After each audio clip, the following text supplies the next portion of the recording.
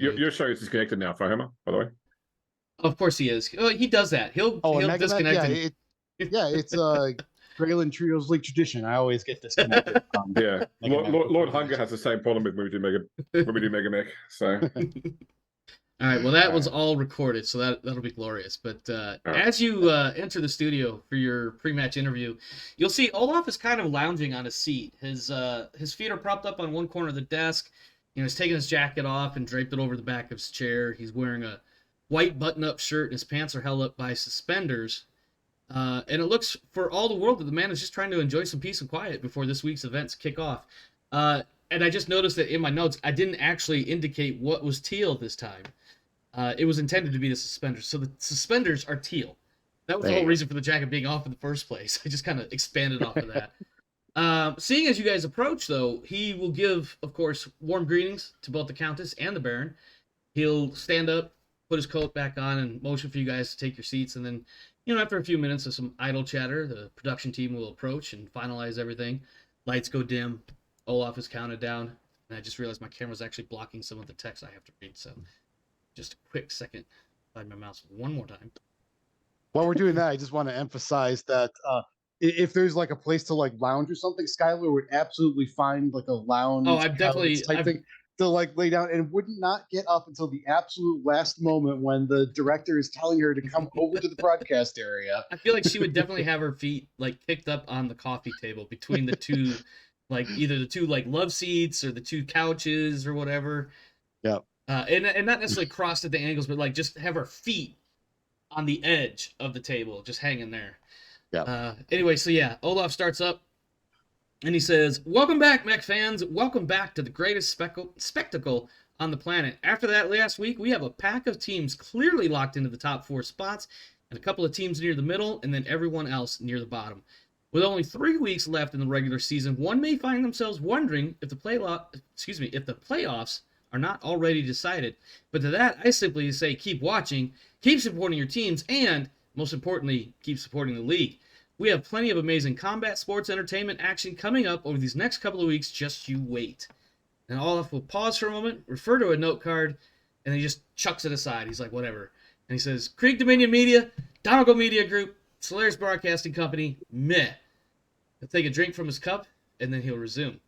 Tonight's first matchup is a prime example of some of that great entertainment I was just speaking about.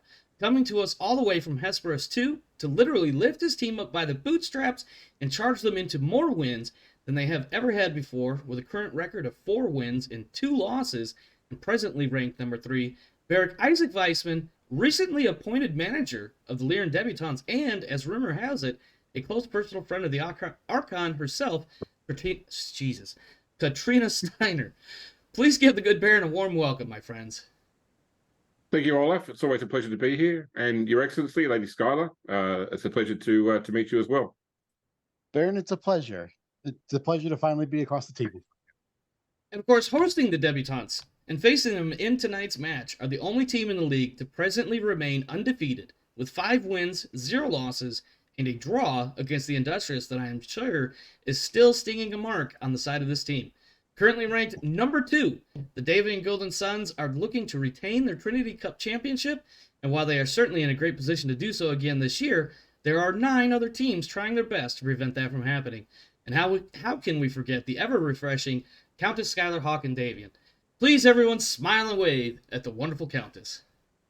Yes, and that draw should have been a win. But I will save my usual. We use the word tirade when you speak. Yeah, we have limited time here. That we'll have another off-camera discussion about that, Olaf. I'm sure you're looking to go. So looking forward to that. Actually, Skylar, my first question is for you. In the past, you've mentioned that the Dover Crows were a feeder team or a farm team for the Luthien Dragonborn. Given how the Crows were able to hold your team off as well as they did, and as long as they were capable, has their performance changed your opinion at this time? Is it safe to say that perhaps the Countess of Quentin has learned a minor lesson in humility? Yes, certainly. I was certainly humbled by their performance in that last round. to the point that I even said post match that perhaps they could be the number one Cretan team instead of the Dragonborn, or as a potential option, we are open to alliances as well if they would like to, shall we say, defect from their current alliances, perhaps support the Davion team. Yes, I'm sure there's somebody in your family that will not be happy with more Cretans on his side of the border. Isaac, I'm sorry. Go ahead. Please continue. That's just the politics side of it. This is just the. Is it though? It's Hans we're talking about. You know that. That's who I was referring to. Yeah, but I mean, there's always advantages, and the fox always seeks to find advantages wherever he can. So this is true. This is true. Now, Isaac, in the past few weeks, your team has fought against 3 teams in a row that some would easily consider to be the lower end of the league standings. While we are certainly not attempting to disparage any of those teams or their efforts, some facts remain indisputable, and it's obvious that the Golden Suns are much higher up in the rankings. Are we going to see anything different tonight that we haven't seen in previous weeks? Has your approach to preparing for this match changed in comparison to previous matchups? Look, I think this is going to be a very interesting match tonight. So first off, you are right. Obviously, the Golden Suns sit very high in the rankings thanks to the excellent record that they currently hold. What I will say, though, is that I've seen that, unfortunately, the Golden Suns had some recent pilot attrition through some draft issues. And I think that you might find that the numbers on paper tonight seem to favour the debutantes. However, what I do think is that Lady Skylar has put together a group of mechs that I would actually probably say are the antithesis of what I bring. That particular disparity in number on paper may not actually bear out in terms of what we see on the field. I think that I'm going to get asked a lot of questions tonight that I might struggle to find answers for, and so we'll have to see how that turns out. So what I'm hearing, and I said this in my little brief up there, is do you feel like your relationship with the Archon herself, your personal close friendship, could that be strained tonight?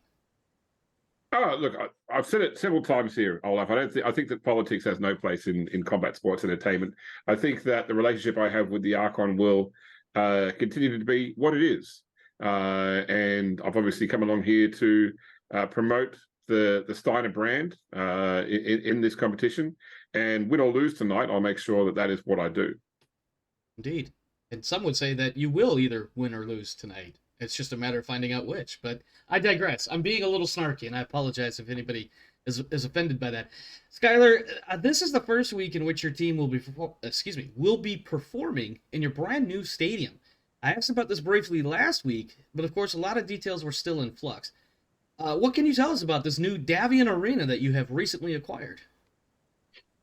Well, this new Davion Arena, which is called the, unfortunately, I wanted to call it the Skylar Superdome, but, there was some pushback on that. So it is officially the Skylar Davion Superdome. But yes, we did find some unique land configuration that we were able to leverage and form this arena. So we did happen to have a small suburban settlement that was taken over and made as part of this arena. So thank you to all the residents for donating their houses to help support the league. This is totally me laughing, not Olaf. Olaf might be a little bit aghast at the idea of people being evicted for the creation of a stadium.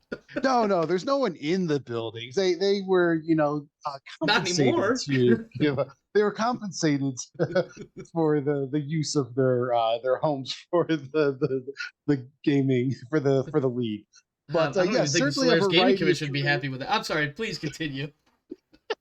But it will be a variety of terrain, so we'll see how this works out. And there's certainly places to hide, but there's open ground as well, which could favor different configurations. And we'll just have to see how we want to approach this match, whether we want to take cover or whether we want to just go in for the kill.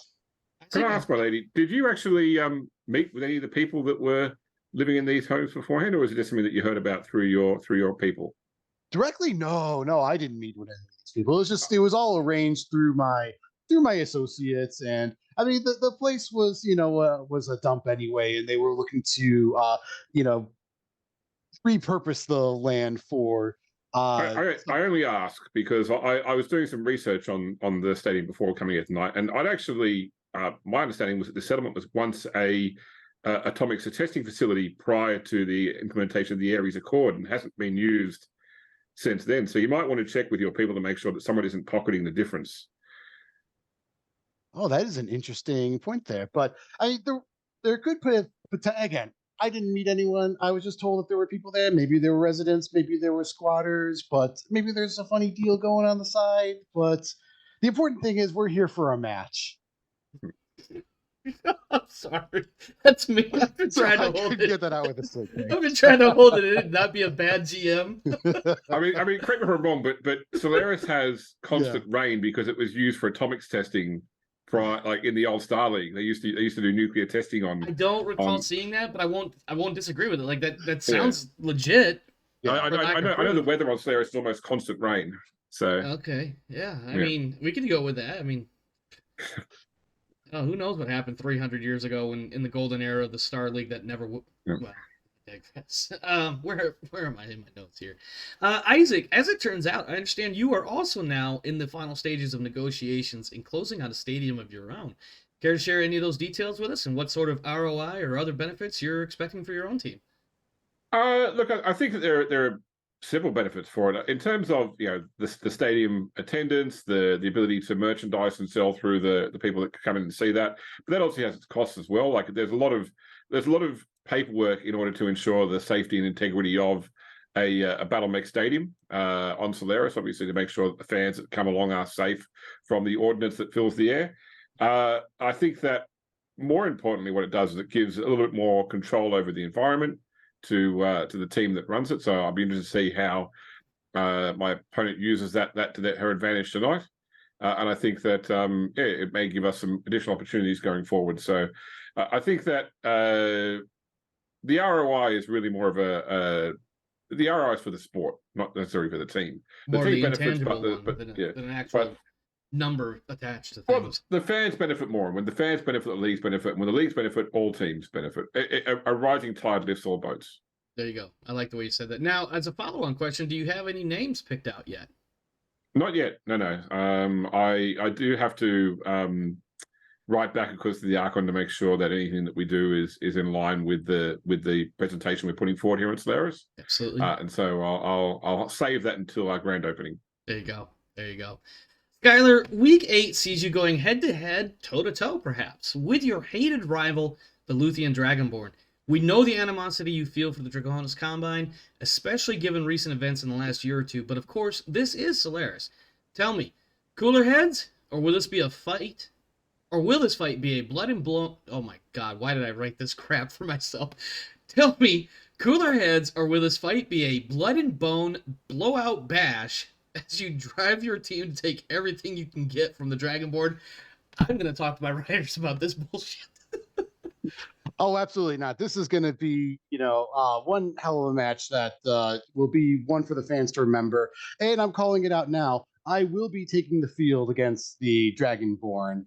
And really? I hope their owner will meet the challenge and meet me on the arena field. Just this is too important of an opportunity to pass up. And even if it potentially costs us a run at championship, we need to crush the Dragonborn. I know my counterpart said that politics has no place in the sport gaming world, but this is this is personal, and this is just not too good of an opportunity here to pass up, and we need to finally put the Dragonborn in their place. So something to look forward to for all the fans next week, that you will get to see me put my mech combat skills into practice on the field. And perhaps to see you put your foot in your mouth. It's a dangerous world out there. Perhaps. I mean, it can get dangerous for us on the sidelines. But we will just have to see how. But we will have to see how that shakes out. It's too important to pass up. And yes, this will the kitty gloves are coming off, as they say. This will be a no holds barred match. Well, that will be definitely one for the kid gloves?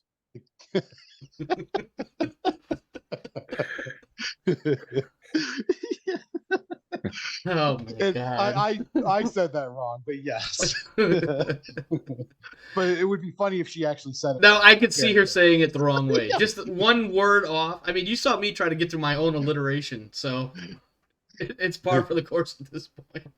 Isaac, next week your team is taking on the Canopian Honeybees. This team has certainly had some major obstacles overcome, but they are a fan favorite and honestly a personal favorite of mine as well. What can we expect to see in this matchup between the Debs and the Bees next week? Look, I think that Luke runs a very tight ship, and that it's often unpredictable. I like to say that I can sort of read the form and make some predictions about what we'll see. I'm pretty sure I know what we'll be seeing tonight. But when it comes to taking on the Honeybees, I think that chaos is almost Luke's personal style, and so his forte indeed. And so I'm looking forward to seeing what happens there, but of course, one match at a time. I don't want to be looking too far ahead while needing to focus on the current matter. Indeed.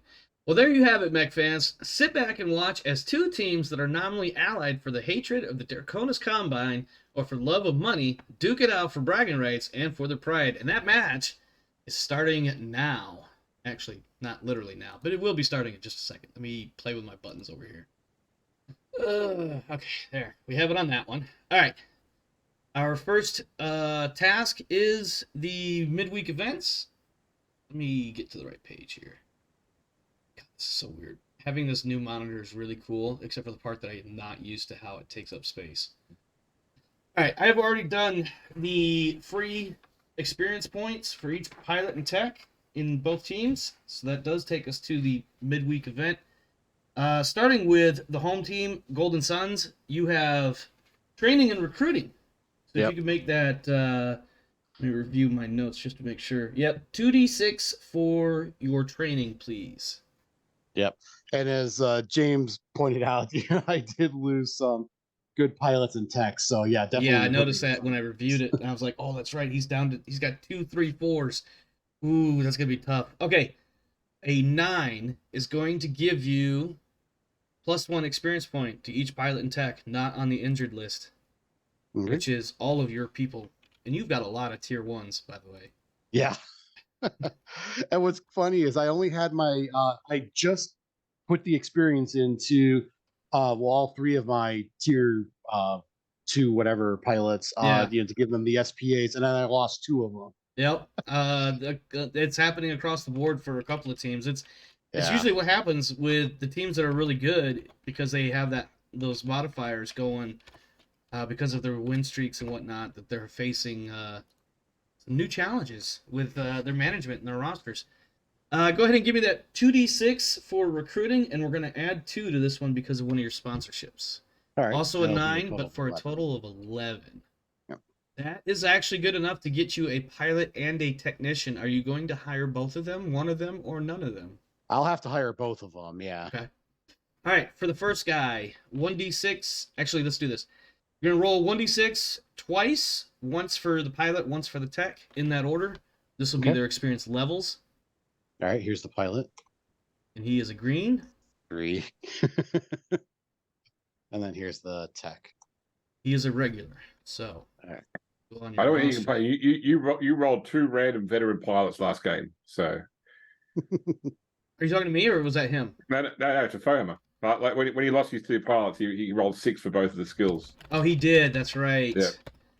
Yeah. Green, so that's 5, 6, 2, 0, and all right. Real quick, 1d6 once for the experience points for your pilot. Yep. 4 points, and then your new tech was a regular.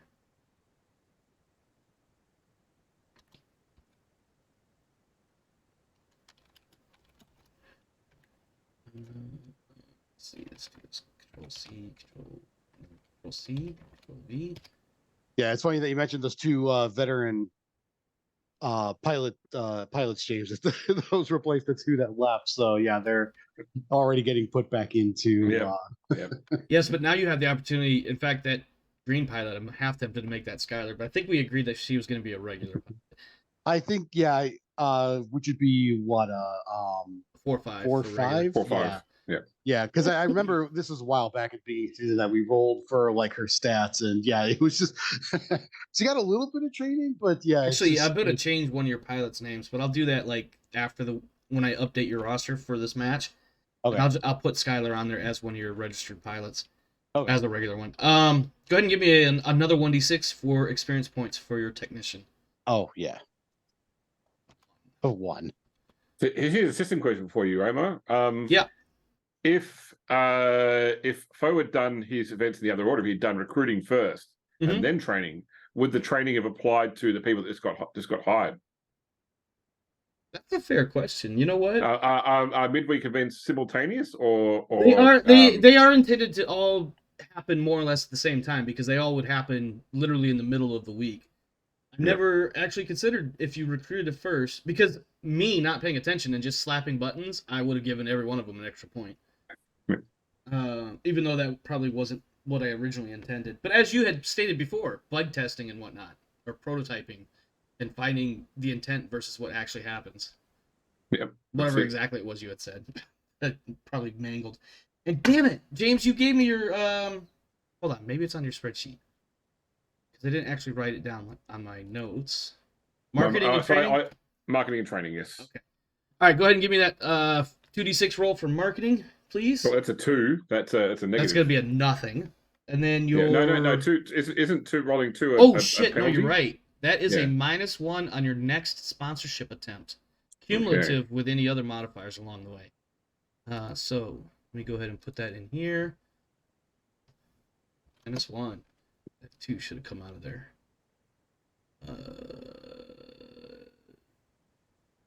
Because you haven't done marketing in the previous week since the last sponsorship attempt, correct? No. Yeah.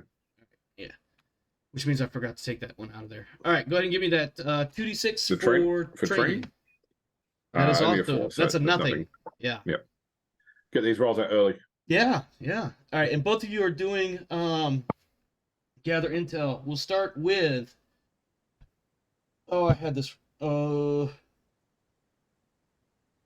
had this order somewhere. Maybe it was in the rules and not in my notes. Was it? Nope. It was. I think there's a page about how you handle it in it's in the rules. In the rules, yeah. It's probably in. I can't see that part. Match. Normal match played. Number features.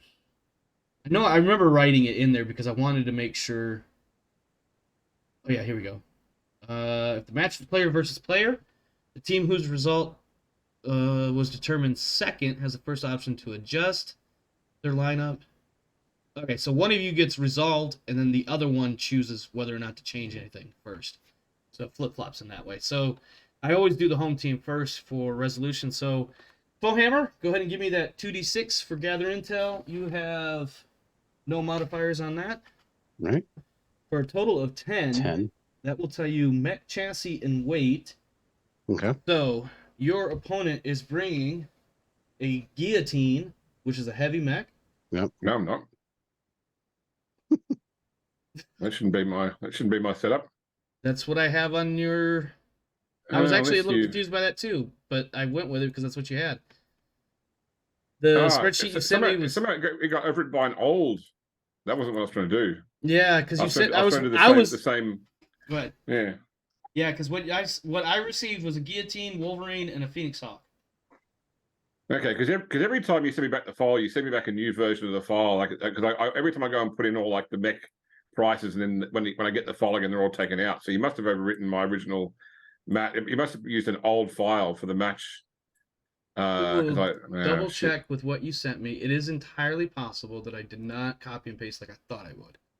Yeah. Let me double check. I've looked at what I sent you. What I sent you, I hadn't checked the mechs because I wasn't changing the mechs from the previous game. But it was what was in the file you sent me wasn't what was in the previous game. Oh, gotcha. Yeah. So I'm assuming that means you were actually wanting your Marauder, Wolverine, and whatever your light mech was that I don't remember. Yeah, same as the previous one. Okay. That's going to take a few seconds to change, but that won't be terribly difficult. Actually, I'll wait until after. All right, let me write this down real quick. Marauder, Tariq? No, it's Clift. Clift, okay. Mess up my. Give me just a second, guys. Yep. Let's see. We're gonna do this. Here, we'll just do Marauder. And it's a 4L. 4E. 4E. And that's Clift. And then I'm assuming then Tariq. Yeah, Tariq and a Wolverine 6R. And Bui in the, I want to say it was Jenner. Jenner F. That's right. You take the same one I like. Okay. So that's actually Mad 4E. Sorry, that was my fault. I didn't check, so I thought it would be the same as the previous week. Yeah, I've been really bad about using that on my copy. So, okay, verifying. We've got. That's supposed to be Bui there. Okay, so we've got Bui in the Jenner, Tariq in the Wolverine, Clift in the Marauder. That means these two need to switch. Bui and Tariq. Okay, well, Bowhammer inadvertently got all of the data. Well, that's fine. That's fine. And then James. I don't think he'll be changing. I don't think I'll be changing what he does, depending on what he does. So. Yeah, when I reveal, I'll adjust things from there. I want to take a quick second. And then, James, if you could give me your 2d6, and you have a +1. I do. Your sponsorship. It doesn't do any 3. Jesus. Well, I think James is going to win. He's had the lowest rolls so far. So if we're going with he's gotten it out of the way now, he's going to get some really good rolls coming up. Yeah. That's fine. Foe's bringing a Steiner Recon Lance. Yeah, of course he is. Aren't you supposed to be the one that brings the... Well, sometimes when you have when two nations love each other and they work well together, sometimes they trade ideas. Yeah. On that note, real quick, I got to change things up anyways. Bowhammer, are you making any changes to your lineup? Based on that, no, I don't think I'm going to make any changes. Okay. I'm going to get rid of the Phoenix Hawk. I'm going to get rid of the Guillotine. We will be coming out of there in just a moment.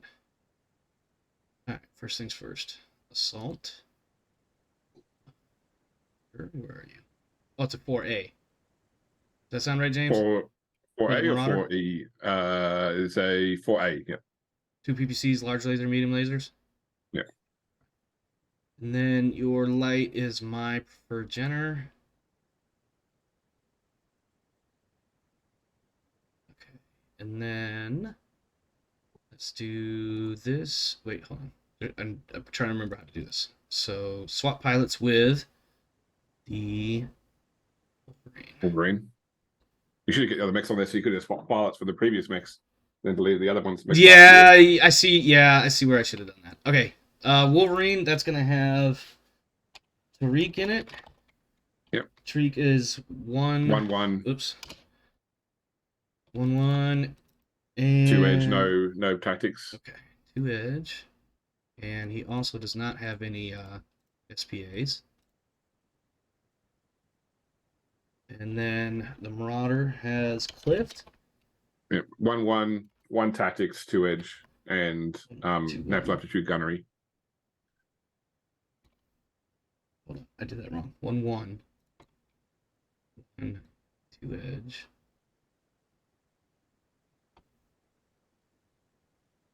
Good thing about Mega Mag, it's relatively simple and quick to make these minor changes.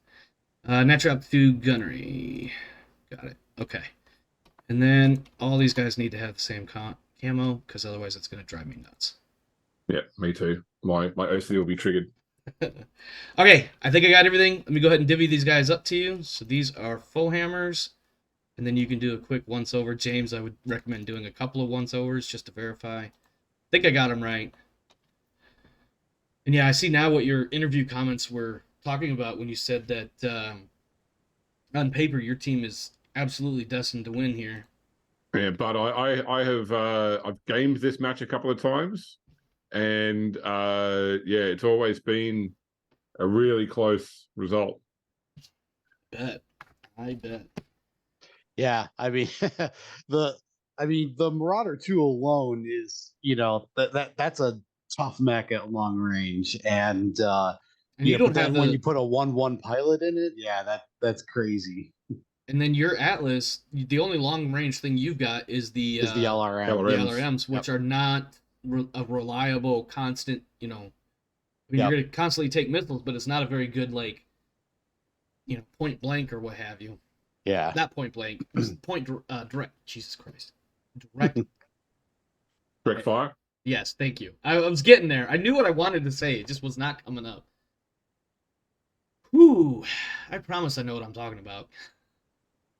All right, gentlemen, once you are satisfied, I need Fohammer to choose his side first, and then James, of course, the opposite. Yeah. Man. Hopefully I haven't mangled the teammates up too much, other than that little snafu there. I have definitely know which configuration I'm not choosing based on that. I think then I will start based on the map configuration. It's just how it shows in things 0, 1, 2, 3, right? Yeah, I don't know why it does that, but that's just the way it's numbered. Yeah, that's fine. So that's just reason. Yeah. So and he has to pick the opposite side, right? Yeah, that's correct. Okay. Hey, I'm definitely not going southwest northeast, but I'll start south. I think that'll put me in the rolling hills, I believe, and that should start him in the city suburbs. That puts you in the southeast. That's what you wanted, correct? Southeast. Yep. Okay. I'm only saying that because I thought I heard you say south. I'm not going to argue. I just want to make sure you click the right. No, one. That's what I was saying. I didn't want to go because the open terrain is northeast, and then the lakes is also pretty open too. Yeah. I don't want to be facing PPCs on a. Well, they're not ER. They're standard PPCs, but it's still a PPC. But, yeah. And there are 2 of them. Yes, plus lasers and yeah. That's all not good on open terrain. All right, guys, if you could please click done, assuming all is good. The map is set. Yeah, the correct version of settings are set for our standard match. 10 rounds or 75% battle value. Not to be confused with 10 rounds or what was the other option or the other condition? Kill the commander from last week. That is Wow, these are all light buildings. They're all construction factor 15. Oh, there's 120s in the middle there. Okay. Yeah. Some 90s. I can stand on some of these buildings. Yeah. Not many though. Go for it. Well, the issue of course being that if you shoot the building, then the building falls out from under the mech. Yeah, and you take rubble too, don't you? Yeah. Not just fall, but like fall and rubble. I thought. Yeah.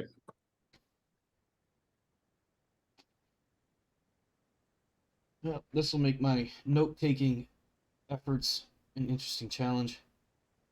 Well, gentlemen, best of luck. James, please kick his ass. Somebody's got to beat him this year. It can't be me, because, somebody will say GM cheating or something.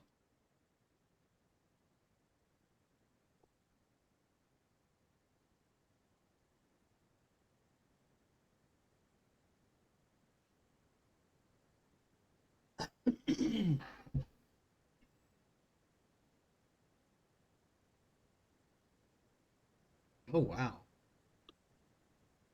I just realized my screen capture is not showing very good showing of the screen here. Do I need to reset for the new size? Is that what I gotta do?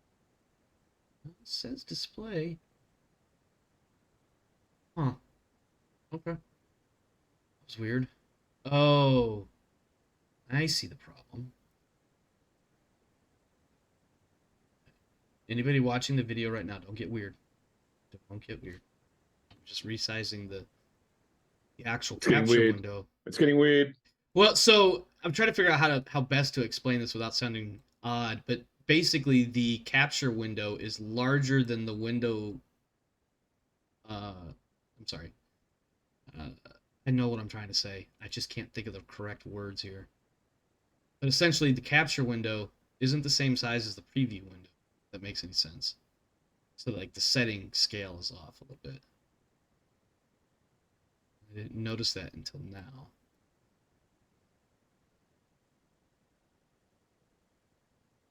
I'm not missing anything, right? You guys are just deploying your forces. Yeah, just deploying.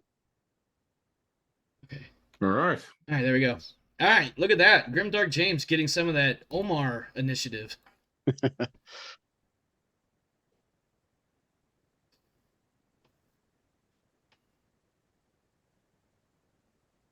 There we go. Now what I'm capturing on the screen matches what's actually on my. Yeah. And this is interesting, the way that we have our deployments configured. Yeah, deploying on the corners is always a little weird because whether you want to or not, you have to be mindful of how the two areas kind of not necessarily overlap, but like can really drop your teams right in close range of each other, or closer.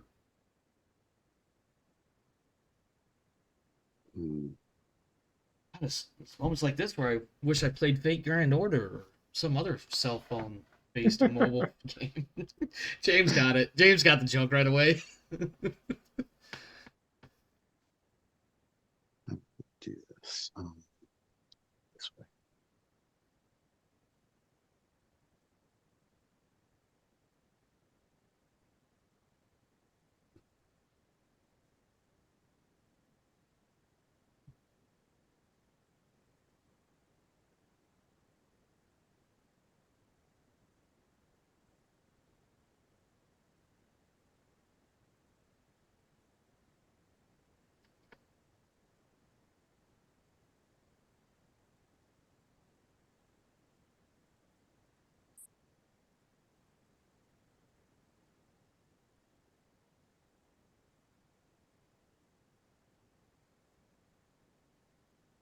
Jenner's the last one to move. Meet me. Really? All right. Let's see how many shots it takes to kill an Atlas.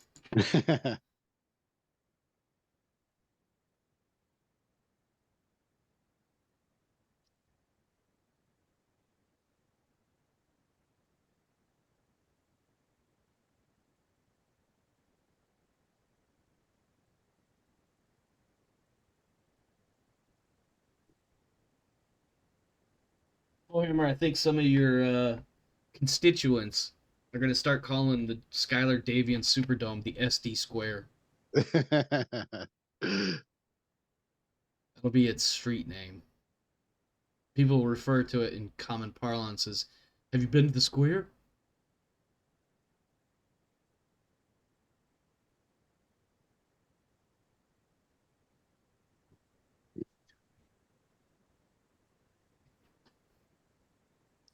Only one weapon system fired, and it was a miss. Yep. Needed a 10, but rolled a 9. We don't simper 10s either. The turn one misfest continues. Oh, wait, I can kick a building now. Yes. That is annoying because, like, the only time, at least in my experience, the only time I've ever wanted to punch a building is if I needed to because of the mission. Oh, wow. I'm going first before all teams' units. It's unfortunate. Yeah. Sounds like some of that Steiner money bribed the officials a little bit there. Yeah.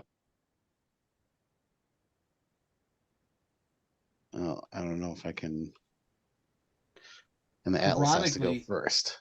Ironically, the Debutantes currently are sitting at about 30% more wealth than Golden Suns. Just as a that's about to change though. Oh, it is.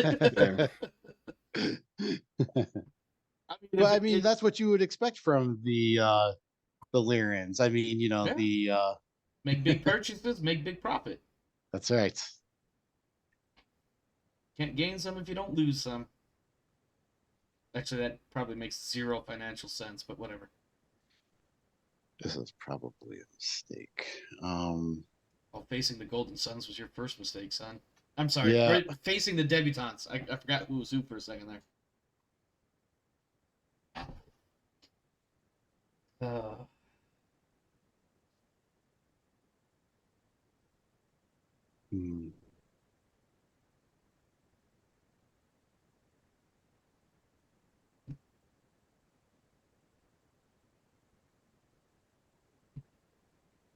And of course, if you're enjoying this video, sometime within the next week or so, there will be a double header series streamed live on Twitch. Dates and times to be determined and later released. This will be the the Science Spirits and the American Industrialists going off against each other one more time since their last meetup. Well, obviously, other than last year, previous finals competition rematch, as it were. And then the other match, I can't think, but it's probably two lesser teams like the Opposition and the Torian Nationalists or something like that. Actually, I have the notes right here. I should probably look at it. Nope, it's the Opposition and Wolverines, two teams that only Olaf would care about.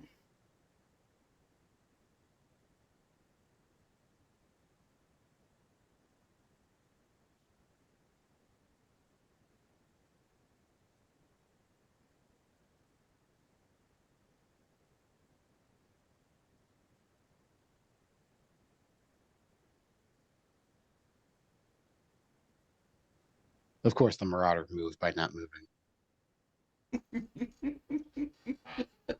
Listen, when you got natural aptitude gunnery, you're going to stack the deck. You know better. You know better. You've got the battlefield experience. You've got the natural inborn talent. You know how this works.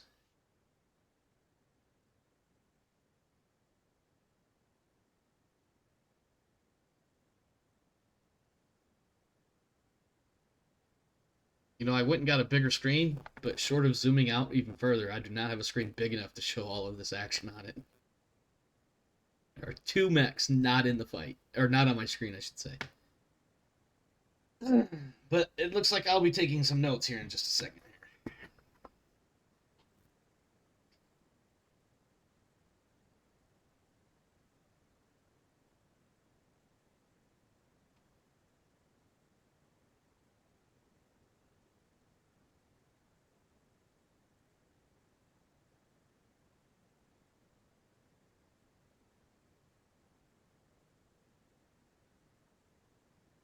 Bohammer, you said Skylar is going to take the field next week. What are you going to do if your character dies? and is she going to take the Atlas and evict your weapon specialist? That's definitely a move Skylar would take. Like, I need the biggest mech. I am a celebrity. Yeah. Just have to wait and see. He's going to show up with another mech with an AC-20 in it. A Hunchback 4H. Let's see. Hunchback 4P taking some hits. Jenner D taking some hits. Or a hit, anyway. And Hunchback is making a PSR. That's all I'm seeing. Nothing spectacular. Although watching the Hunchback 4P take 2 PPCs to the left arm and center torso is glorious for me. Yep. Wreck that mech, James. I know it sounds like I'm favoring James. It's because I'm definitely favoring James. And fuck him. I'm just kidding. I'm just kidding. Oh, Atlas is moving last for your team, though. Yep, that's good at least. But yeah, everything else is moving forward. So certainly, like the Atlas really is, it needs concentrated fire to take down. Yeah. But you can't ignore that sway back. No, you cannot. It's got a lot of medium layers with your name on it. If you let it get within. Go ahead, James. I'm sorry. Yeah, no, it's right. You're saying you let it get within range, and it'll mess you up. You might have a half a chance if it's in the long range bracket. You let it get into medium range, you're fucked. Yeah.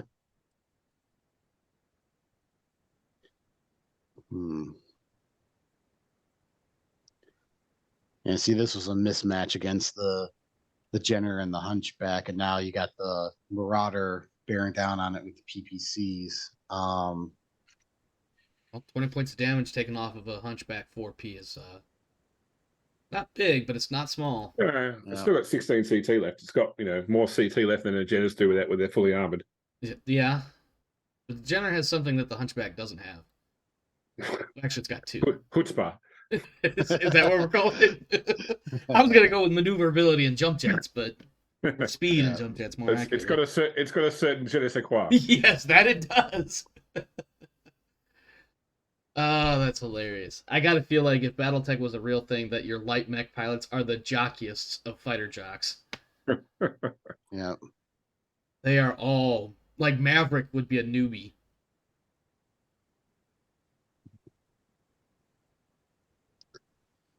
Kind of put myself into a corner here. Oh, that one's too easy. Come on, Bo. You're in a bunch of hills. Of course you're in a corner. When they're all isometric hexes. Yeah.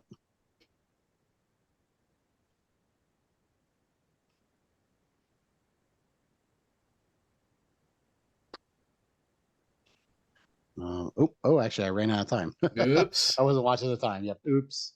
Yep, that timer. Yep. Oh, well. That is definitely going to give that Jenner the advantage.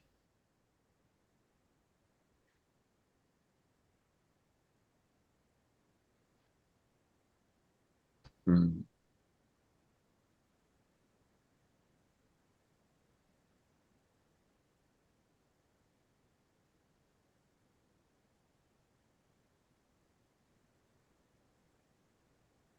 Basically, though, because I took so long with the Hunchback because there's basically no place that I could have moved it that got it out of the ability for the Marauder to hit it with the PPCs. And, no matter where I moved, the Jenner was going to be able to get around behind it. So yeah, I was just debating, which way I wanted to go. If I wanted to go towards the Jenner, go back towards the Atlas, or any apparently good I'm just move, staying still. any good move would have just simply disengaged the Hunchback short of the Jenner itself. Ooh. Uh-oh. Goodbye, Jenner. I think that Marauder's like, yeah, I think I could take an LRM-20 to the back for a moment just to kill a Jenner. Yeah.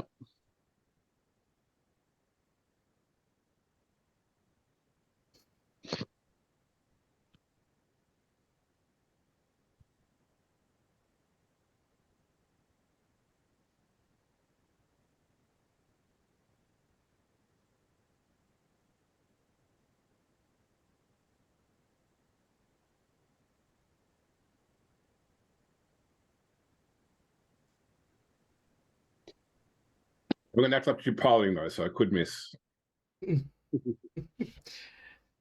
Yep. And any non-zero melee chance range too. Yeah. And there was no way I could have gotten the Hunchback into range to be able to fire on the Marauder anyway. But now I'm basically a turn behind with the Jenner right behind me. Yep. And you got the Jenner on the wrong side of that Hunchback too. Yep.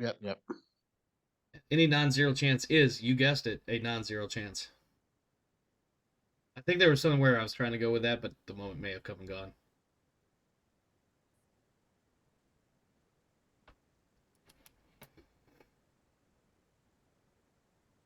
All right, what are we looking at? All right, Hunchback, losing internal structure. Oh, losing a heat sink even. Yep. That's going to bump the Hunchback all the way up to heavy damage. That is going to throw heat neutral anymore. Yeah, I was just going to say, it is going to throw your heat mix off. Jenner also taking damage, but I've already got it marked for light. Jenner 7F now taking light damage. Marauder, light damage. Atlas misses with the LRM-20. Missed again. That's a big one. Like the second time where I've just missed by like one. Yeah, but miss by one, you might as well miss by a mile. Yep. Now here comes the real dangerous part. Well, don't worry, James is going to forget that that's a building instead of the Jenner. Sorry, James, I had to make that joke. It was too easy to pass up. I don't know how many times we have all failed to make sure we had the right target selected. Oh, it's a 2 to hit that? That's easy. I'll get that. Shit, why did I just punch the window? Well, it was a 3 to hit the Jenner. So watch you roll. Watch you roll a double one. My third double one of the game. Well, I mean, you had all your low rolls earlier. Yeah. At least that's how the joke goes. This is interesting, though. It's saying that I can declare a physical attack, but when I select you should be able to Marauder, I can't kick. It's not highlighted. Because it's above you. Oh, yeah. I'm sorry. Yeah. It's the yeah. Is there a level 1 there that I don't see? No, because it's coming in from death or above. Oh shit! Shit, I didn't even notice that either. Oh man! Oh boy! Oh, so I basically can't kick then. Yeah. So no, you're fucked. Get fucked. Yeah. Get wrecked, bro. I guess you could kick the building though. Apparently. So. Oh, actually, yeah, I can kick the building. Yeah, in a last defiant act. Yeah, I'll do it. Deny me the cover. 100% chance success. Yeah. Oh man. Oh wow. And it hits. Oh my gosh. Arm blown off. That's heavy damage on the Jenner if it's not already. Yeah. Let's see. Ooh, a head hit. Re-rolled. Left torso destroyed. Let's see. The Marauder fell over. I rolled double one to stay standing. It fell over. Yeah. Both mechs are down. No pilots injured. Clift is trying to establish dominance or reassert her dominance in her kills streak. Yeah. Wow, that was Jenner's still alive? Yeah, Jenner is still alive. Like More importantly, it still has both legs. Yeah.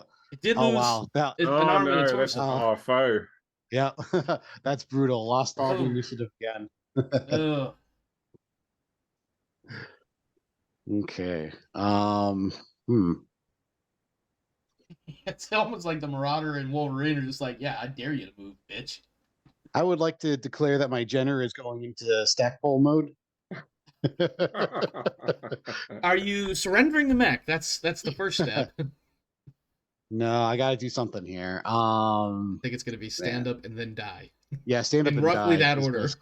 But that's what a Jenner is designed to do. So I may know a Jenner pilot or two that would disagree with that, but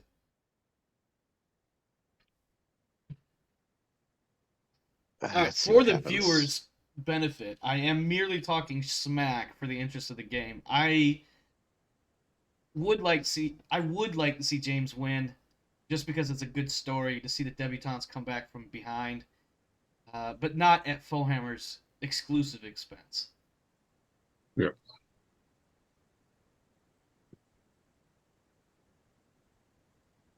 That said, Fo, get wrecked. Yeah. I'm just kidding, Fohammer. Everybody's having a fun time. Hopefully none of my comments have irritated him. Oh, no, not at all. I mean... And besides, I have a Blood Bowl match this week, so the joke is then on me. Everybody's going to be talking shit about me. The only difference is I'm playing with 2 Australians, so I'm sure the cunt word is going to be thrown out a few times. Oh, yeah, for sure.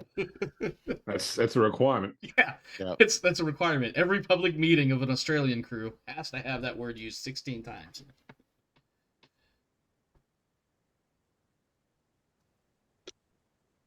Oh, just like MechWarrior Online. Well, that's what MechWarrior Online. Yeah, that's exactly what this is. Yeah, I mean, just seeing the Marauder go down, I'm just gonna have to, try to. The only way I can survive this match is try to get as close as I can, and the only way the Hunchback's gonna get there now is with the Jenner right behind it, because there's nothing the Hunchback can do that will not allow the Jenner to get behind it. Not if he keeps losing initiative. As long as he keeps losing initiative. Yeah, it's just there's nothing I can do. The only thing you can hope for is he overheats himself a little too much, but even then he just dials back the number of lasers fired. Yep. And I'm just one hex away from being able to get into long range for all my mediums. I planned that. Yep. I could have walked one further, but I'm like, no, I don't want to walk in 18-20 range. James is like, nope, I was counting hexes. Yeah. Once again, get wrecked, Fo. Yep. It's almost like watching a masterclass, watching James take on Darius, because they're both meticulous and very well aware of all the various parameters and variables. And that was like the match was slow to watch, but if you knew what you were looking at, it was not slow to watch. If that makes any sense. And there goes the Jenner. It's crippled now. We saw that coming. And there was the other arm, and I believe with both arms it only has the missiles, but it's probably lost its ammo. Hunchback now at heavy damage, losing a laser. Oh, it's already at heavy damage. Yeah. Let's see. Jenner does manage to get the SRM4s off, so you do have ammo. Maybe not after that. Atlas taking damage. I don't think I have the Atlas marked yet. Marauder takes LRM-20, 12 missiles. Hey, I hit with the LRMs. Yeah. And then lastly, the medium laser at a single medium laser at the Jenner. Yeah, basically all I could do is hit the Jenner. But you caused. But this is the best part. You must have hit something critical because it re-rolled it with edge. They re-rolled it. You're right, yeah. Robique is fine. The Jenner did fall over. Atlas stays standing.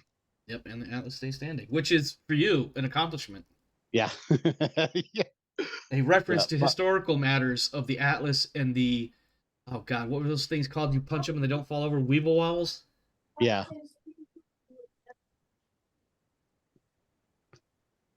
And there goes the jump jet. Oh, or not jump jet, ammo explosion too. Roboke, 3 total hits. That individual is going to be out, I believe, the rest of the regular season. That's my new pilot too. That just I just recruited after the last round. Wolverine, that is Tariq gets a kill. Yep. I told you I was going into stack full mode. I think Clift is going to have words with Tariq, and Bui is probably just going to look over the console and be like, motherfucker. Yep. Hey, look at that. The Atlas won the... A little bit better spread there on initiative. Yeah. Yeah. I love how the pilot is the first one to have to move, but they're currently unconscious and probably a little bit on fire. Unconscious, yeah. Like in the Ricky Bobby's running around, he's not really on fire. Yeah. He just thinks he is. Oh. Okay, 3 hits. I believe that is 10 days. Yep, 10 days, and I think I gotta count that out again. I think that's gonna take them out. No, that'll be 1 week. 2. I think they'll come back week 9, but I'll verify that. I always forget that Marauder 2 has jump jets. I know. When he said DFA, right, I was like, building. Yeah. When he said DFA earlier, I was like, oh shit, that motherfucker can jump. I forgot about that. Yep. I had a brief flashback involving Klimo for some reason. Anybody? No? Highlander burial? No? Okay. Guess you had to be there. No, I remember that. I know. That was... Watch that, yeah. I love how AP referenced that today. And I was like, yeah, I definitely wrote that shit down as one of my memorable moments. Yeah. The very first match of the whole damn series. I was like, I don't know who this Glemo guy is, but I like it, the cut of his jib.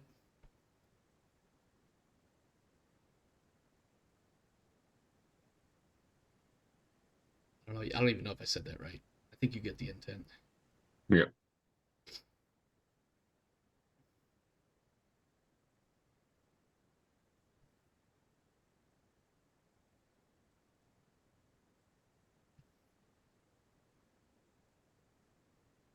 Well, James, you've got 1 point on the board. Do you want to just play cat and mouse for 6 more rounds? That's basically what it is. I mean, I'm basically, and I know what's happening here. I'm walking into a trap. Yeah, you are. But I mean, that's the only thing I can do. My mechs are not. He picked the perfect mechs for the type that he knew that I was going to bring, and I didn't really have anything else. That I mean, I could have gone down on weight and brought some, longer range stuff, but then he's sitting out there with 100-ton.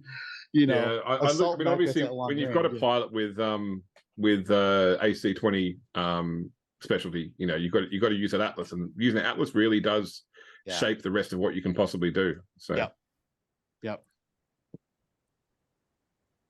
And as James mentioned earlier, in order to take out an Atlas, it has to be a lot of relentless fire. Yeah. And I know that because it took literally the entire match for me to kill an Atlas with my Merrics, and it was just a dozen lasers after shot after shot after shot, round after round after round before it finally fucking died. And it took a lot for it to die in that one match with the Industrialists versus the Golden Suns, like week 3 or 4 or 5, whatever week it was. It took a lot of effort to kill that Atlas.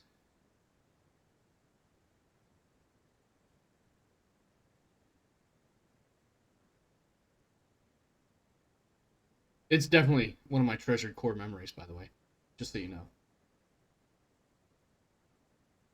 The Atlas could just charge that building and run right through it.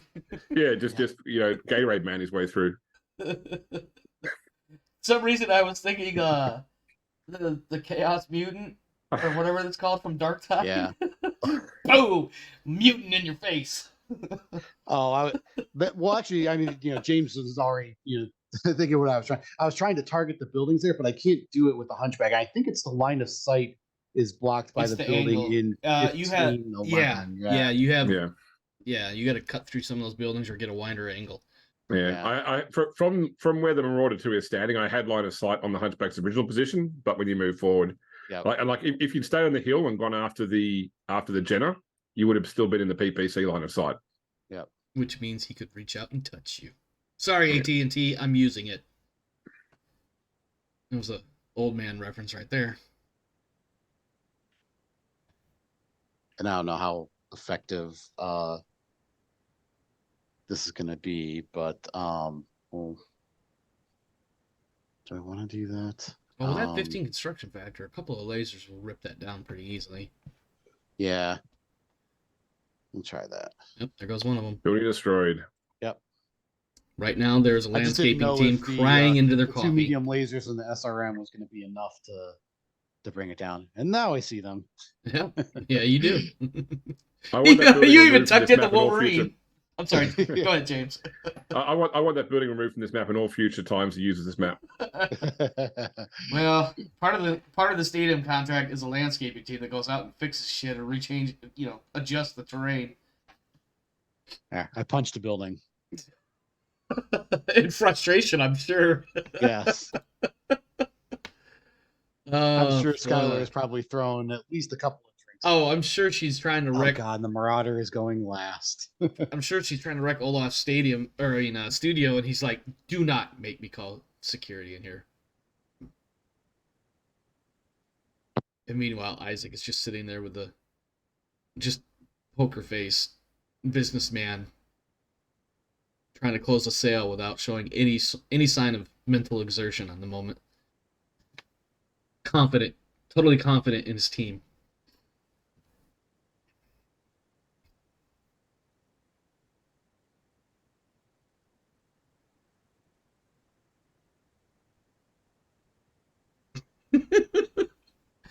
He's definitely played cat and mouse with you. That Wolverine disappeared again. I even picked Team 0, so it's funny that I pretty much have the same line of sight that Bowhammer has. I mean, you can see any mech which can see its opponent. Yeah, that makes sense. So if he goes out of line of sight to me, then he will. You'll also. Yeah. And what's funny is he can move his pilot around. His pilot gives him line of sight too. Yeah, that's why I moved the pilot to see if I did Robocay wake up? I didn't even notice. Yeah, he woke up. He's like, I know I'm technically out of the match, but hey, I can see them. They're over here. Yeah. The Atlas pilot's going, yes, I know. I could see the movement through the holes I just put in that building.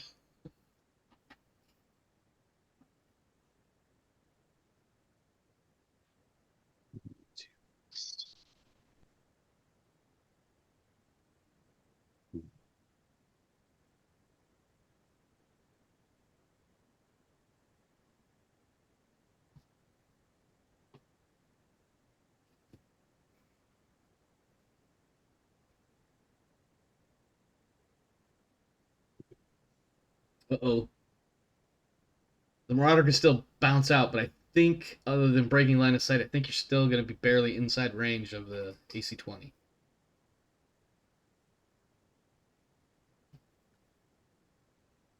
See.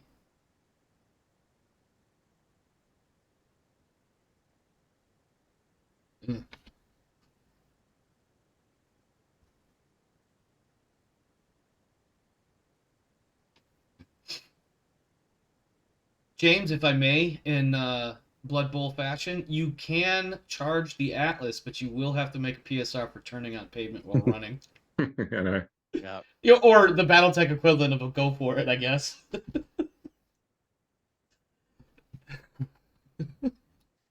Man, I'm snarky tonight. I think he did just charge the Hunchback, though. Didn't he? No, I think that's 4 hexes. Where he was. 1, 2, 3, 4.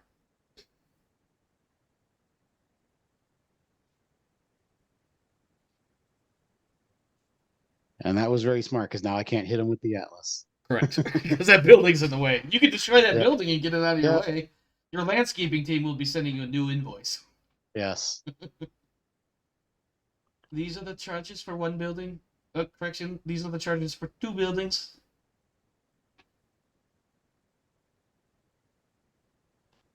You know, hopefully in the 31st century, the price of plywood is not as bad as it was in the 21st century.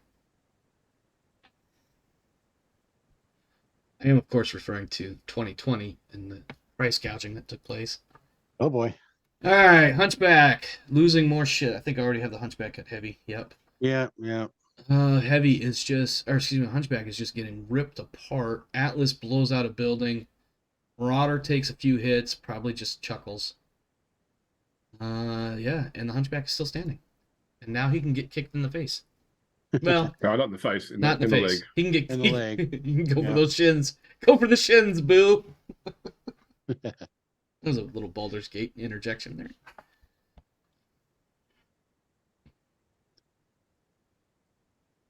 Ooh, foot and heat sink. Yeah. But the pilot is still standing. Jeez. No, wait. No, he fell. Sorry, No, I lied. He The fell. pilot, Yep. the pilot is not injured. The mech falls over. Yep. Need a 6, roll a 4. Well, you made 2 of those 3 PSRs you need to make. All right, let's go first. That's bad for you. Yeah. Yeah.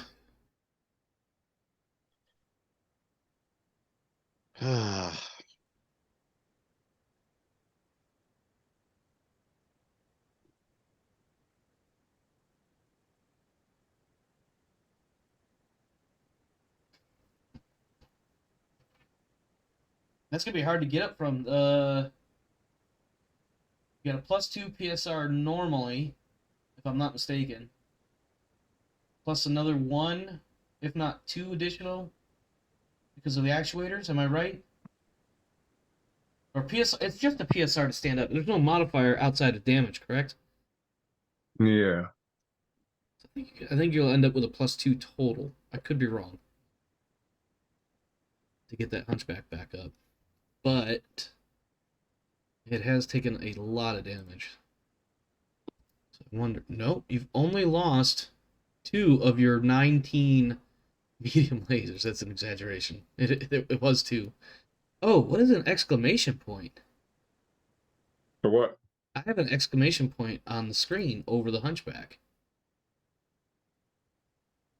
I've never seen an exclamation point like that. Yeah, then I'm not seeing it.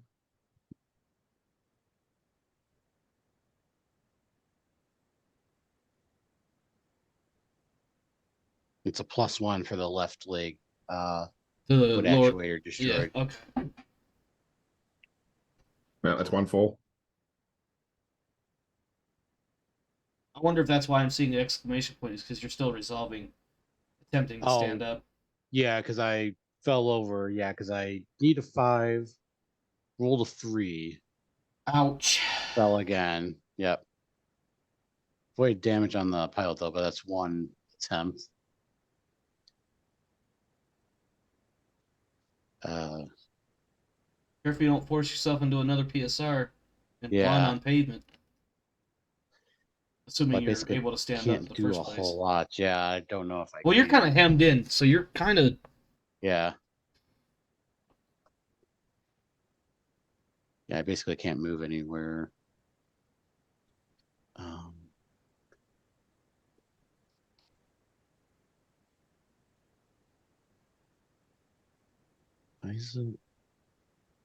Get up.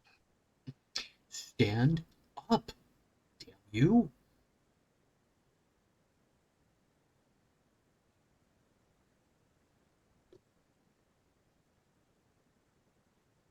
I don't think it...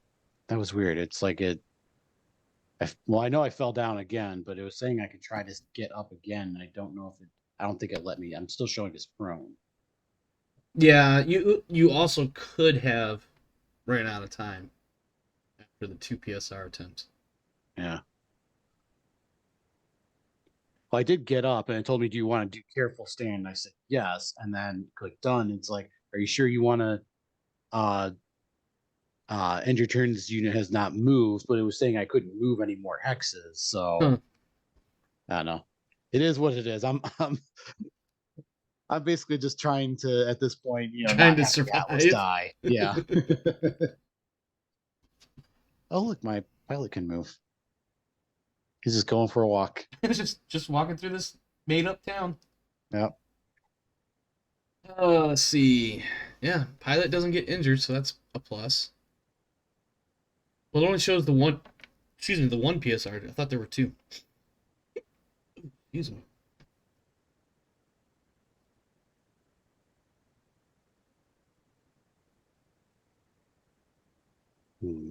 James is definitely playing keep away, as in keep away from that AC-20.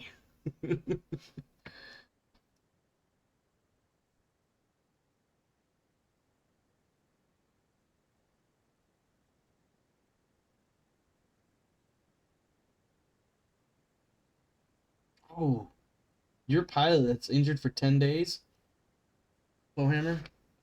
Oh, yeah. You have med time level 1 reduction, so that actually goes from 10 days to 4 days. They'll actually be here in the next week. I just noticed Unless I step on them.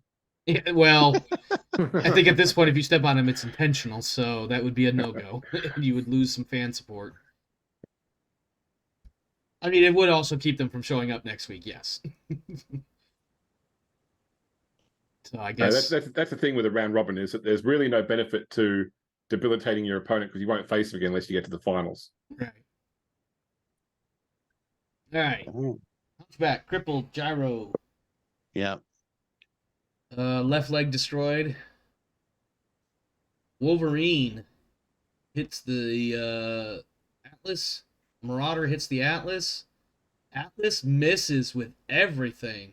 Jeez. I'm sorry, Fo. This whole round you hit with one small laser. Shit, he's not lying either. It is literally a small laser. And what's funny is I threw that small laser in just for insult because I knew the Hunchback was going to die. From Hell's Heart, I stab at thee. And I missed with everything. And you look at that. But your Hell's Heart stab. 7, roll to 6. Medium laser needs a 9, roll to 7, roll to 4. Yeah, it's all. Roll 4 3 times on your Atlas. Yeah.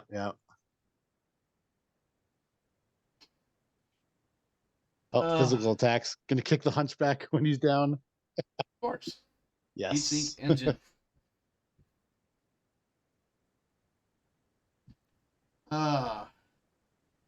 Hey, the Atlas. Okay, Atlas going last. Nice.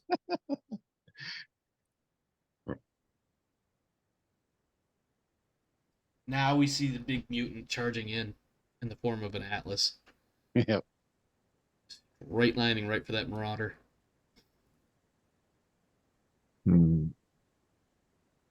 Yeah, but those jump jets give it a lot of maneuverability. Oh, yeah.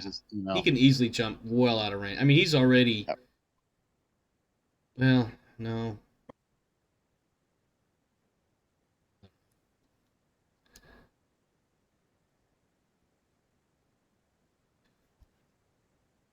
Ooh, excuse me.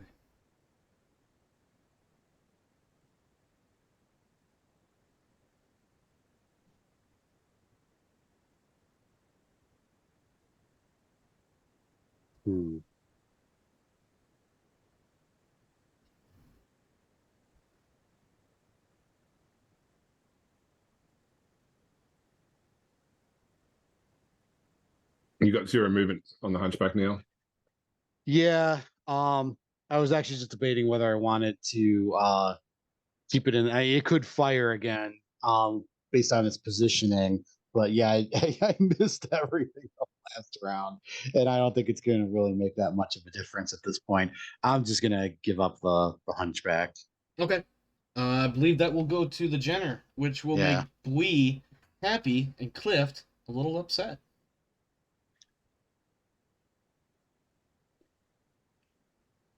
Skylar's going to blame that on the 2 new pilots that they were in the the Jenner and the... Yeah, the Jenner and the Hunchback were the 2 untested, untrue.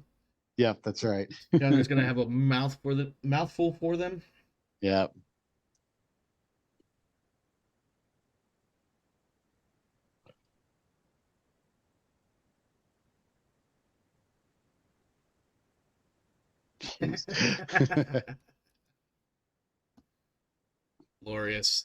Glorious. You can still close to AC-20 range. Competent range, even. Medium range.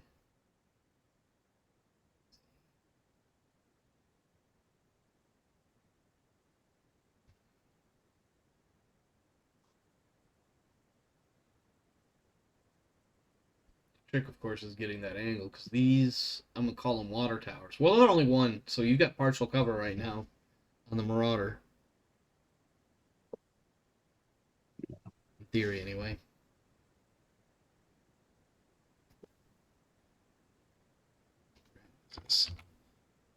This is round 8.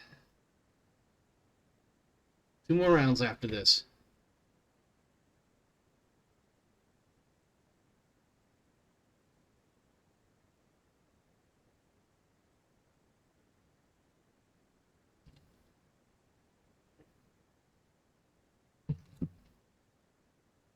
All right. Oh, big hit on the Jenner. Yep. AC-20 on the Jenner. Section destroyed. Bumps your Jenner up to heavy damage. Oh, right. Did the Wolverine And still get hit? eating those PPCs and large lasers. Oh, yeah. Left arm, left torso, center torso. 8 left in the left torso. And the Atlas did fall. Yeah, the Atlas. Yep. That's just, that's just what the Atlas does. Yeah, this Atlas. Needed a 3, roll a 2. Yep. Might want to consider putting natural aptitude piloting.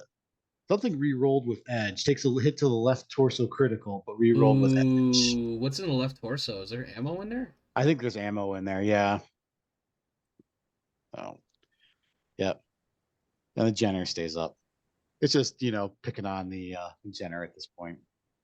44. Atlas is going 80, last. Last. Yep, 85 to 44 in the battle value. I have an exclamation point on the Atlas now. I don't know why.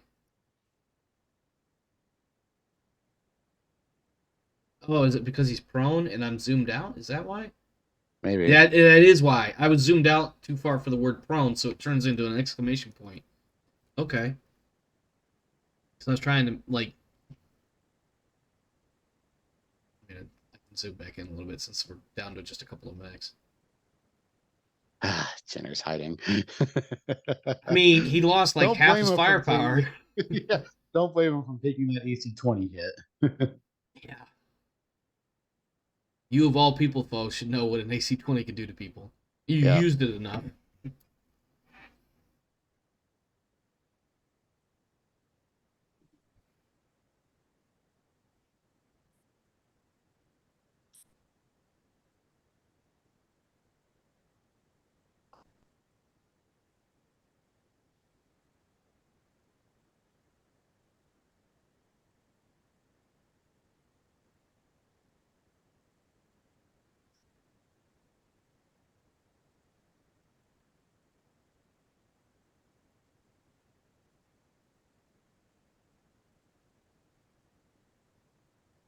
Atlas is taking internal damage.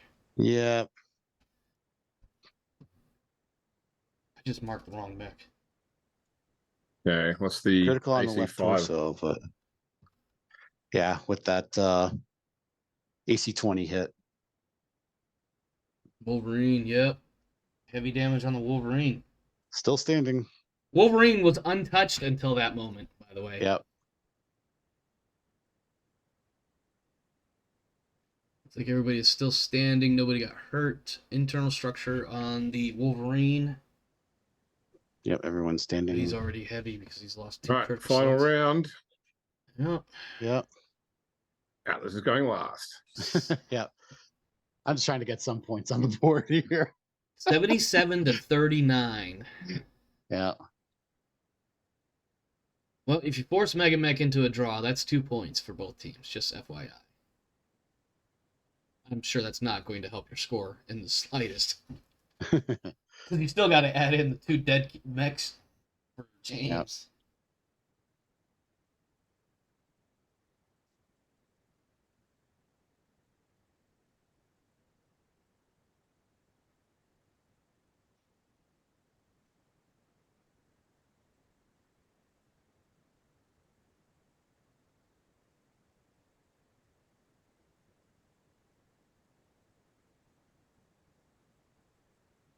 Now, no matter which way I go, I'm going to be stuck in the crossfire of, I mean, you kind of want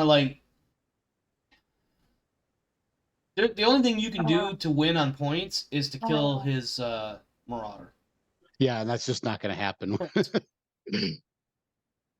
Now, the only best thing you can do is take out the heavier of those two mechs because that will raise the score up, which gives you more money. Yeah.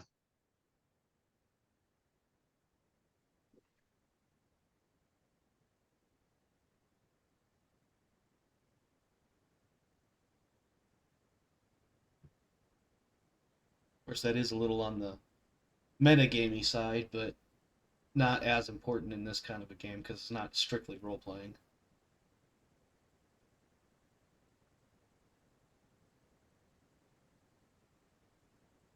Although, comparing the two, I would argue that the Jenner is going to be the easier kill. Interesting choice. Yeah, I thought about going after the Jenner. Yeah. Well, you should be out of range or damn near out of range with the Jenner at this point. Yeah, he's one place out of range from the Jenner. Yeah. Which only had 2 million lasers left. Yep. And a torso twist from hitting the Wolverine, so you should be good on that regard.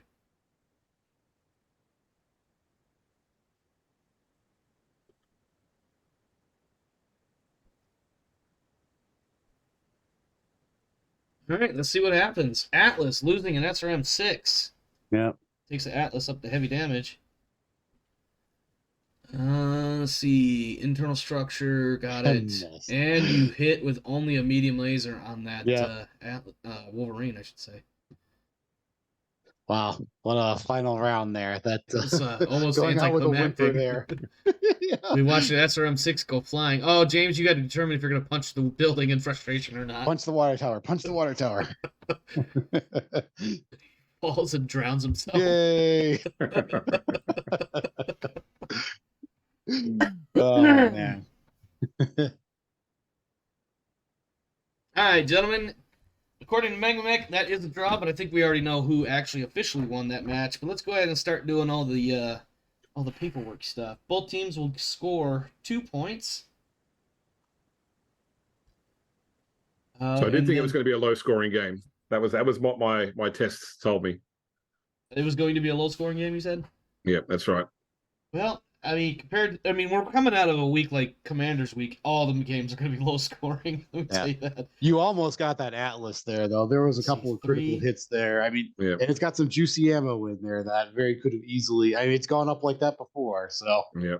All right, we are looking at a pretty low scoring game actually. 5-2 is what we're coming up with because of the light mech and the medium mech on the Davion Suns team. And we had no. Oh no! Wait!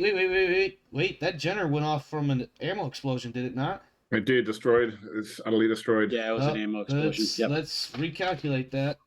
So a light with an ammo destruction is actually 2 points. So that's gonna be 2, 2, and 2 for a total of 6. It's saying it was destroyed by the Wolverine. Yeah, because the Wolverine hit the ammo. Or when he kicked him, the ammo blew from the fall. I think it was like the kick. I think it was the kick. Yeah. Kicked him right in the ammo bin. Yep. So yeah, we do have a final score of 6-2. Sorry you took a loss there, foe. Your first one of the year, but that was an epic match to watch. I'm not gonna lie to you. Looking at our next step is the fans. We'll start with. Oh, I did that backwards. God damn it. Give me just a quick second here. 2 for the medium, 2 for the exploded light. That's a total of 6. All right, starting with the home team. You have taken your first loss, so that is going to clear out any wins or loss streaks for your fan roll. Nope, not SPAs. It's too far. I really need to fix my setup. This is almost unworkable. Does the melee kill apply to the fan roll for both sides? Yes. Yep. Was there a melee kick? It was a kick. Yeah, a kick. Yeah, that's right. Yep. Okay. All right. Fans. Let's get back up to here. All right. Davion Suns. 2d6. You get a +2 because this was a home game. Yep. You have +1 for your own mech being destroyed, so it's 3. And you have another +2 for a total of 5 because it was a physical attack kill. So 2d6 plus 5. 7 plus 5 is 12. And 12 is going to give you 4 additional fans. What did you say his own mech kill was, sorry? His own mech being destroyed. Blown up. Oh, okay.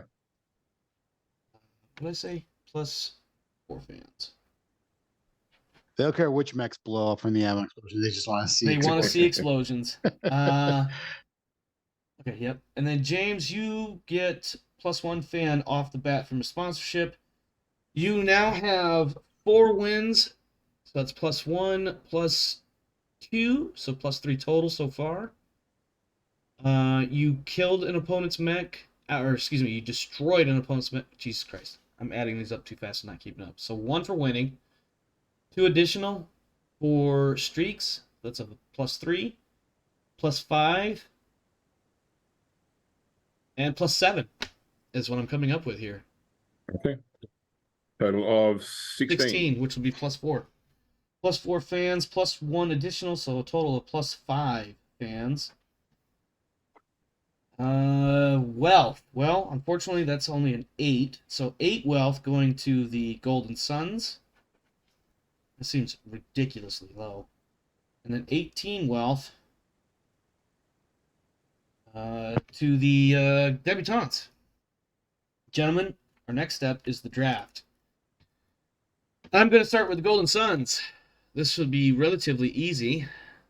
You have a -1 for losing and no additional modifiers. Please make your 2d6 roll for the draft. All right. -1. 5. That means nobody is interested in your team this week. While we're at it, you do receive +1d6 wealth from your stadium from merchandise and concession stands. I want to kind of imagine that the merchandise, one of the most popular items, is either like a picture on like a t-shirt or maybe like a plushie of like a Jenner exploding. That because this is not the first time it's exploded. No, it's not. In fact, I need to mark that Jenner is destroyed. We'll resolve that shortly. So go ahead and give me a 1d6 for your additional wealth from the stadium. All right. Oh, sorry, I thought this was draft. I rolled for the draft there. Sorry, guys. I saw that, James. Yep. So that's actually going to be 2 wealth. Stadium. You rolled a 3 there. You would have gotten +1 for winning and +2 for a 3+ streak, so it's +3. Yeah, it's still a 6, which is nothing. Okay. All right. That now takes us to do that. Let me go ahead and update the sheets spread. Starting here. 1 and gaining only 2 points. Taking your team to a cumulative of 69. Nice. +4 fans, taking you up to 36 fans. Finances for week 7. Match earnings, only 8. You get 2 here for the stadium. Yeah, so I need to add in just a second. And then the Debutantes. God, these numbers seem so almost abysmal compared to last week, but there's a lot different numbers involved. Let's see. With 6 points onto your 64, that's going to take you up to 70. And pending the Dragonborn and the Industrialist matches this week, you may have a new number 2. New shit, as it were. Yep. Sorry. 28 fans. Oh, I forgot to add your fans on the other. All right. Match earnings, 18.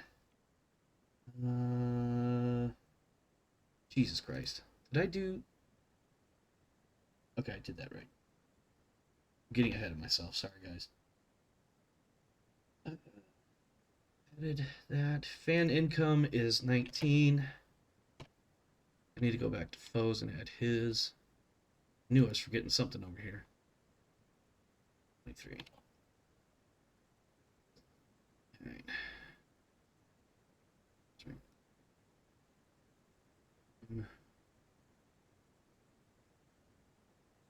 Okay, I see what's going on. All right, next up, maintenance. Let's look at the Debutantes first. I have 1, 2, 3, 4, 5, 6 mechs with 1, 2, 3, 4, 5, 6 techs. 3 went to the field, so that's -3 for maintenance. And then for the Golden Suns, we have... Actually, let's do this now. Bowhammer, you had a Jenner go explosively loud booms. I need a 1d6 yes. On a 6. That Jenner is somehow miraculously recoverable. It is not recoverable. I just missed it. They tried. So that Jenner is out. That actually changes your values slightly, so that actually helps you. Although you did pick up a new tech, so it's almost Don't cost no money to repair confetti. Yep. That is true. That brings you down to 1, 2, 3, 4, 5, 6, 7 mechs, but you also now have 1, 2, 3, 4, 5, 6, 7, 8 techs. So that's going to be -4 for maintenance. Nope. Hold on. Let me think for a second. 7 mechs, is that what I just said? Let's see. 1, 2, 3, 4, 7 5, mechs, 6, 7. 8 techs. 7 mechs. Let's do this. 8 mechs. 3 went to the field. That's 5. So it will be -5 maintenance. One of those mechs you just don't have to worry about repairing, as opposed to. Yep. Yeah. Next we have salaries. We'll start with the Suns.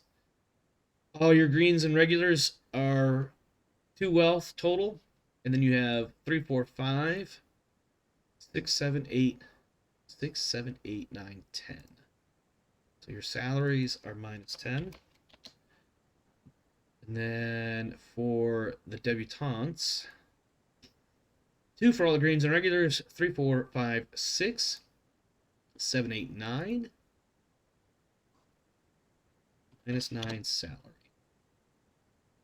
Okay. Repairs. This is where things get pricey. But you don't have to pay for that Jenner, so. You got to buy a new one. Yeah, which... Anyone here old enough to remember Steve Jackson's Car Wars? I remember hearing of it. I never actually played it. Yeah, I mean, you used to play that with little sort of cardboard counters represent your cars. Yeah. And there was a confetti rule where if a car was destroyed by an obscene amount of damage, you had to take the counter, tear it up, and then drop the pieces onto the board. Anything hit by the pieces was hit by the debris when it exploded. That sounds totally perfect. Let's see. Repair costs. Atlas. The Atlas was only heavy damaged, although it's an assault, so that's going to be 8. Your Hunchback is crippled. That's a medium crippled. 6. And then your Jenner is immaterial, so -14. Repairs. 3 hits for one of your people is 3 medical. But they are out only for 4 days instead of 10. For the debutantes, the Jenner, heavy damage. That's a light mech, heavy 3. Wolverine, also heavy, medium, is 4. And the Marauder, only light damage. Yeah, that sounds about right. Yeah, I don't think let me see if anything ever got internal. I don't think it did. Yeah, so that's only 2. So that's going to be 7, 9 for repair and 0 for medical. You also have, of course, your -5 for maintenance and repairs for the debutantes. We go ahead and add these numbers in, starting with the Suns. Repair costs, -14. Medical, -3. For the debutantes, repairs, -9. I've got the sponsorship bonus as well, which I think you put into the other column, don't you? Yep. Yeah. But yeah, like you said, you do get that 5 wealth back. Let me add up experience points here. And then our next task is the actual repair rolls. Real quick, Foehammer, your Locust that you have yet to get rid of for some reason has light damage. I need you to roll 1d6 and add 5 to it.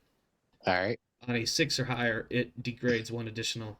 Oh, look at that. It degraded 1 additional.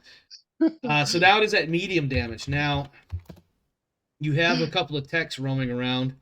Yeah. I'm assuming you have your sheet out in front of you. Can you assign one of those otherwise unassigned techs real quick so I can determine what your or you could choose not to repair it and just get rid of it. No, I'll try to repair it. Okay. Go ahead and assign me a tech to it. Just anyone. Well, ideally one that's not already slotted. Although if it's a mech that went to the field, or excuse me, if it's a tech for a mech that went to the match, don't use all those. my techs were already assigned except for the new hire. So you can put him. If you on want there. to just say like the new hire, just What was your new hire? Yeah, the new guy. His first job is to fix this busted up mech that nobody cares about. That actually feels right. Yeah, we've got this mech that's just been slowly falling apart for the last 4 or 5 weeks. Can you maybe take a look at it and fix it? Sure thing, boss. He is a regular with 2. Medium damage is going to be a 4+, 3 attempts. Let me get over to the screen. All right, go ahead. All right. And got it. Locust Nailed is it repaired. First time. This guy's just a whiz with a wrench. Yeah, no, he saw it. He was like, yeah, the reason why it's falling apart is because none of you guys gave a shit, and here I am giving a shit. That's exactly what that was. And then we'll do the rest of your mechs here. Starting with your Atlas. 3+ with 4 total attempts. All right. 1. Oh. Wait, what do I got to hit? A 3+? Yeah, 3+, Yep. 4 attempts. With no modifiers? Correct. All right. Oh, got it on the second one. Yep. And your Hunchback is a 4+ with 4 attempts. All right. Got it. Got it. There's the rolls you wanted earlier. There's the Why weren't you rolling that in the middle of the fight? All right, James. Yep. For you, your Jenner. I didn't write the fucking numbers in, so god damn it. Give me half a second. Jenner, Elite, Heavy. Let's see. Elite, Heavy damage. 3+ with 4 attempts for your Jenner. I got it. Yep. And then your Wolverine. Let's see. Heavy with a Veteran. That's going to be 4+. Yep. And lastly, your Marauder, which is a regular, light, 3+. Got it. Yep. All right, all mechs repaired. Now let's put in some experience points for the teams. Unfortunately, Golden Suns only get 1 point for each of their people, so Pritha gets 1. 16. Rose gets 1, up to 5. Roby K gets 1, up to 7. And then for your techs, Bovi, Kubivi, 13. Low, 11. And done. Right, done. Right there. 15. For the winning team, let's see, what are we looking at here? Bui gets 3 points, up to 13. Tariq also gets 3, and Bui's ire up to 14. And Clift gets 2. And he gets the 1, 2, sorry, yeah. Yeah, 2. Oops, god damn it. There we go. Only 2, and is starting to look over her shoulder from the top of the kill board. And then your techs, Lagumba gets 2 points. So I'm going to wait a second to see what I'm doing. Farinelli gets 2 points to 7. And Yilmans gets 2 to 18. Yilmans might go up 2 levels in a couple weeks here. That'd be weird. All right, let me save all those real quick. And that is that. I feel like we got everything that I was supposed to get, so let me go ahead and switch the screen over. I did not want that. Get out of here. Almost opened up my chat bot for streaming. Give me that, and give me this, so I can see what's here. Come on, camera, focus. Yeah, I know you haven't had to actually look at me for like an hour. Whatever. All right, yeah, and we're back in the studio, and Olaf is just sitting there, and I think there's a part, like, he looks like he actually wants to clap, and congratulations for the debutantes, and not just because they won, but because of the challenge it was to actually beat this undefeated team, but also for a brief moment looking at Skylar with a look of sadness, as her team has lost this 7 weeks straight, 6 weeks straight, undefeated streak. So, Olaf, congratulations, Isaac, Skylar. So sorry. Tell me quickly. I'll start with Isaac. Your strategy was definitely a sort of keep away cat and mouse thing to bait them into a trap.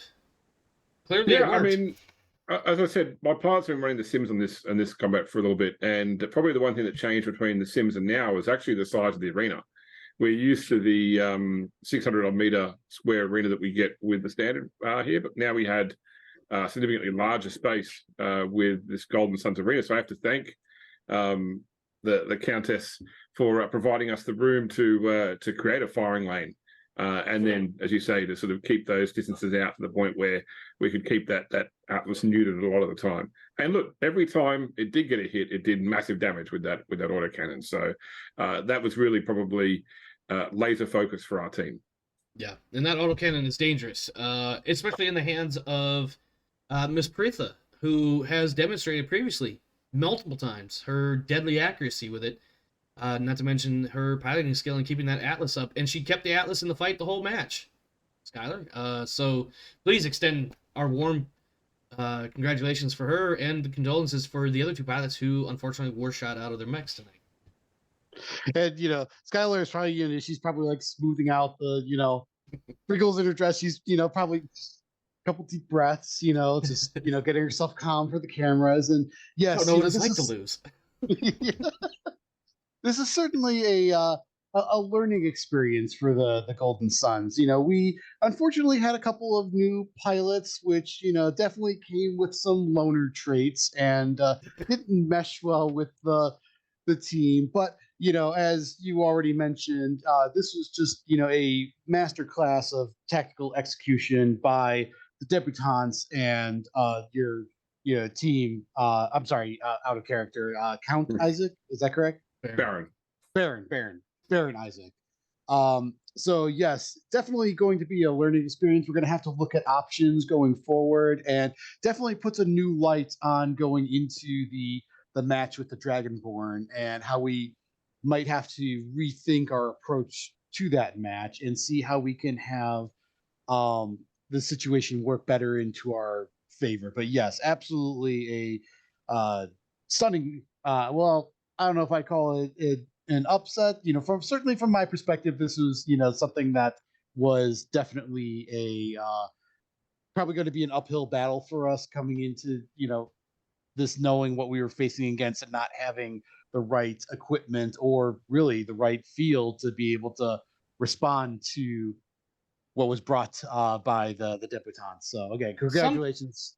Great tactical superiority. You still have more wins and certainly more draws than we do. That's definitely me, not a whole lot. It's not the part that dig. It's the draw part that's probably going to irritate her, because that and above the board, that was completely my mistake trying to dump that ammo at the worst possible time. More importantly, dumping it around late. Yes. Olaf will obviously he'll chuckle at the comment, and then he'll ask Skylar as a follow-on question, with that Marauder and its double PPCs, the Dragonborn are bound to have several PPCs on the field next week. That's definitely going to have to. That's something you're definitely going to have to take into account, preparation and moving forward and whatnot. Any thoughts? Well, again, we're going to have to reevaluate our strategies, and we certainly have options open. And if we have a need, we certainly have wealth that can fill that need.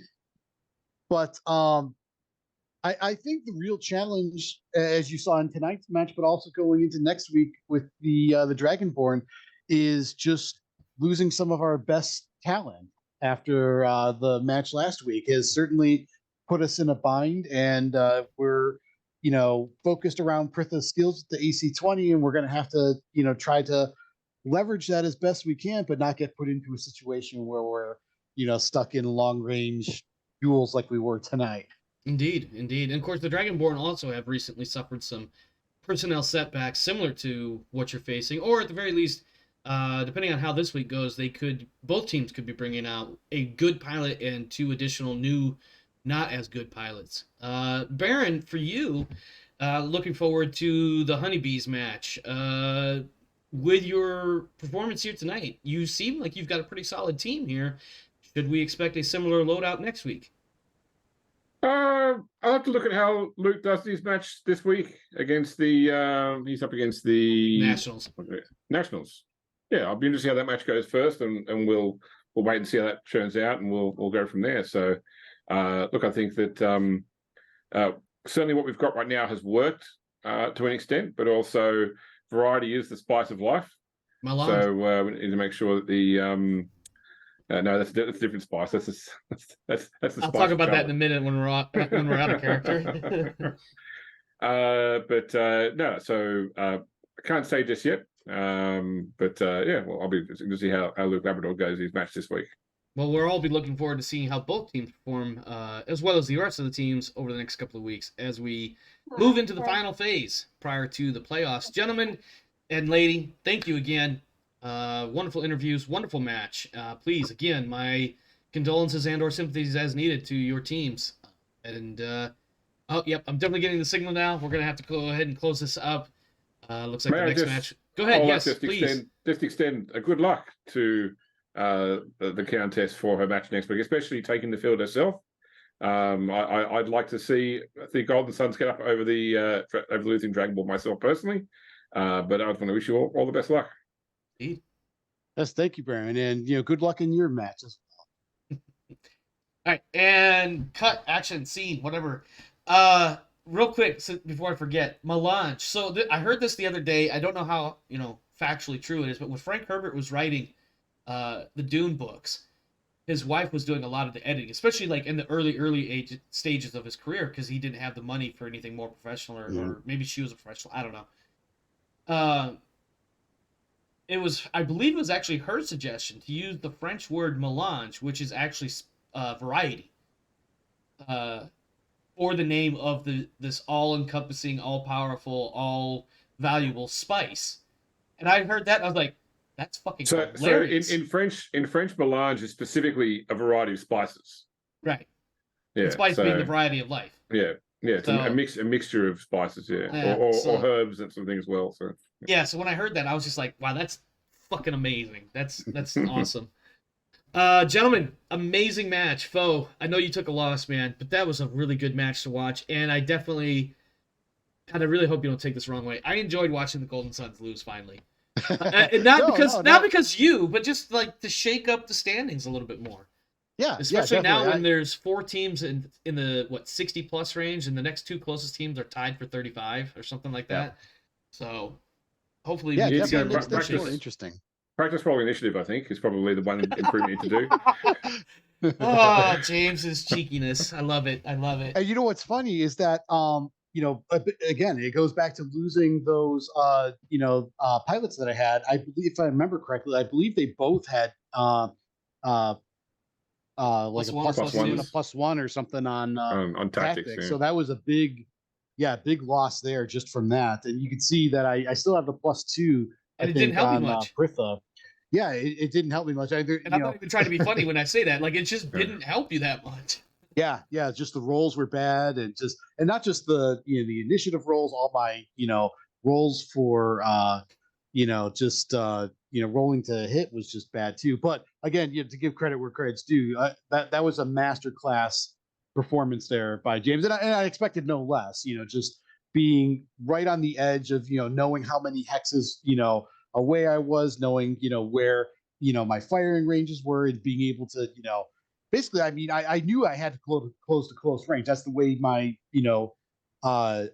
mechs, that's my build, and just you took full advantage of that, knowing that I would have to come and get you.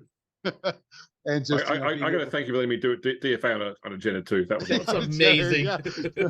Biggest bully move it was ever. So funny because I was trying to figure out why I couldn't kick the Marauder. And it's like, oh, it's because I didn't even notice that the Marauder hadn't fired either. I'm just scrolling looking for what gets hit, not so much who's firing it. I only thought maybe it didn't fire because it was within the minimum range of the PPCs. But he still got 2 mediums and a large. Yeah. That could have easily done it. Yeah. All right. Anything else for me, gentlemen, before we wrap this up? The only thing I just wanted to say is it should be possible for if, a Marauder is DFAing, that a smaller Jenner goes and DFAs. I'm pretty sure there's somehow a mid-air stacking violation. DFA, headbutt type thing, yeah. Or you get the toast and the cat, where you get just this infinite energy wheel. I just get hit with the legs that much faster. Yeah, there you go. There you go. All right, guys, I'll have updated roster sent to you shortly. Other than that, thank you so much for a very fun match to watch. And again, Foe, I that was a good match. I'll just leave it at that. James, awesome. I'm glad the Golden Suns got hit like that. Again, not at Foe's expense, of course, but just seeing them take a loss finally. Yep. All right.